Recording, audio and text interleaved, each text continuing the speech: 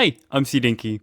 Alrighty guys, in today's video, we are going to be doing a Grounded 2 review. I've had the game for about a week and a bit now, and it has been an absolute blast. I haven't been able to tell any of you guys any of my secrets, but today I'm finally able to go ahead and share with you guys how much I enjoy Grounded 2. Now before we begin, there is going to be some spoiler content. If you do not want to get spoiled with some weapons in the video, some creatures scenes, some POIs, just turn off the video or maybe just close your eyes and watch the video. So starting off, Grounded 2 looks absolutely amazing. It is on Unreal Engine 5, which I know some people do not like.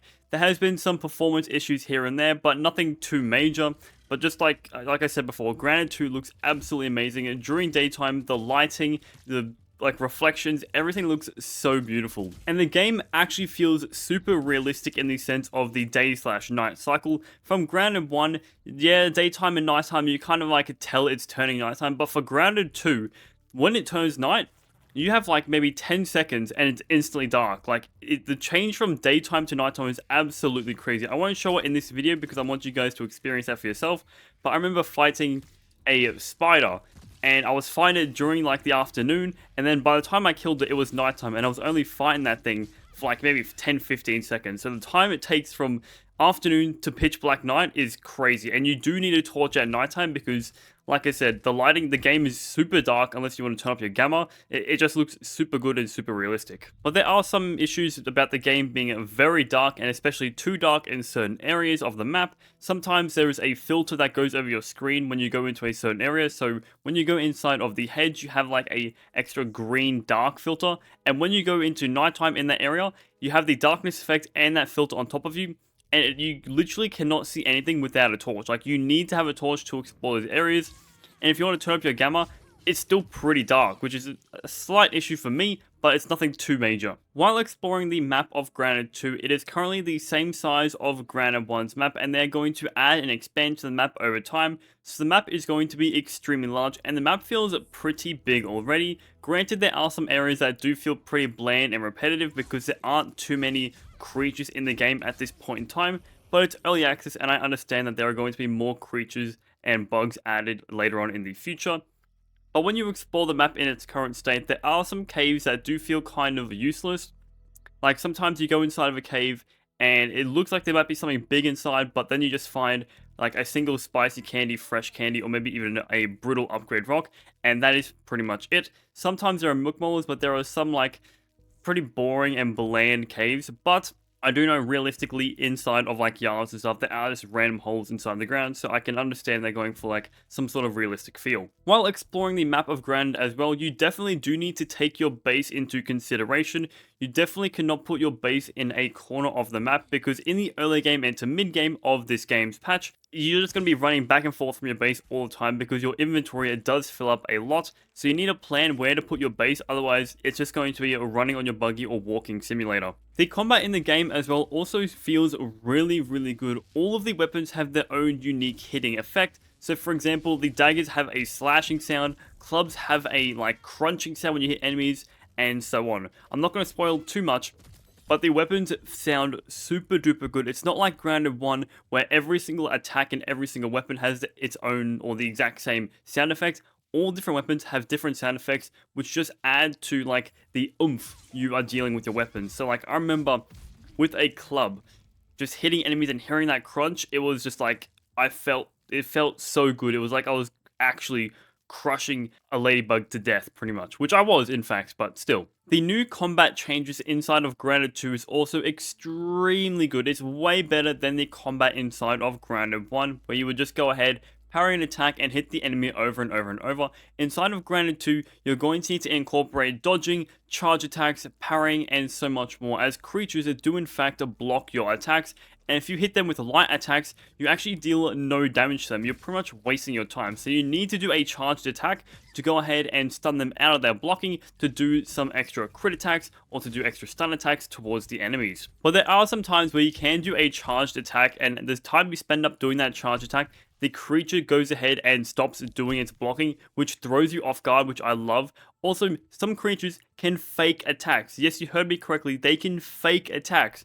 So I was fighting some creatures, it was going to do an attack, and it faked it, and it threw me off completely. So the new combat is just absolutely great, but there are some bugs when it comes to the combat as well. Sometimes during my time in the park, some creatures would do a block attack, I would then follow up with a charge attack, and then they would instantly go back into a block attack, and it would just repeat over and over and over until I fully defeated the creature. Which, you know, can be annoying sometimes, but if you do have a high crit chance and you do a light attack, crits can actually stun them out of their blocking. So if you're rocking a dagger build, sometimes you don't even need to go ahead and do a charge attack because you can slash at them, and because you have a high crit chance, around the 30% chances, you pretty much don't need to do a charge attack with these builds. There is also a new dodge mechanic that your team can do inside of Grounded 2, and I'm going to be completely honest, I have roughly around about 40 hours inside of Grounded 2 so far, and about half of that playtime, I never used the dodging mechanic because I thought it was pretty much useless.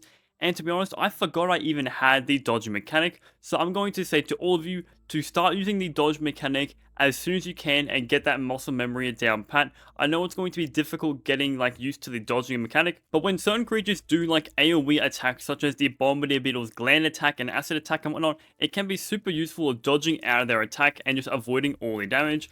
And there are also some other creatures that have some similar attacks to the Bombardier Beetle, but I won't spoil that into today's video. You guys are going to have to find that out for yourselves. Base raids have been completely removed inside of Grounded 2 at this point in time. There is no more faction reactivity from my gameplay, so if you kill a bunch of mosquitoes and whatnot, you're not going to get raided by mosquitoes. There is going to be a new mechanic where the game actually tells you to prepare and it's now time to defend your base. The very first time I encountered this, it said on my screen, you're going to be raided, you have a X amount of time, you need to go back to your base and defend it now. It's not like all of a sudden, bam, oh no, my base is getting raided by mosquitoes. The game actually tells you, okay, you need to go back home to defend your base, something big is coming. And the very first time I saw that, I was shitting bricks, I tell you not. I bolted back to my base, and the very first time you encounter that, I hope you have a similar experience to me.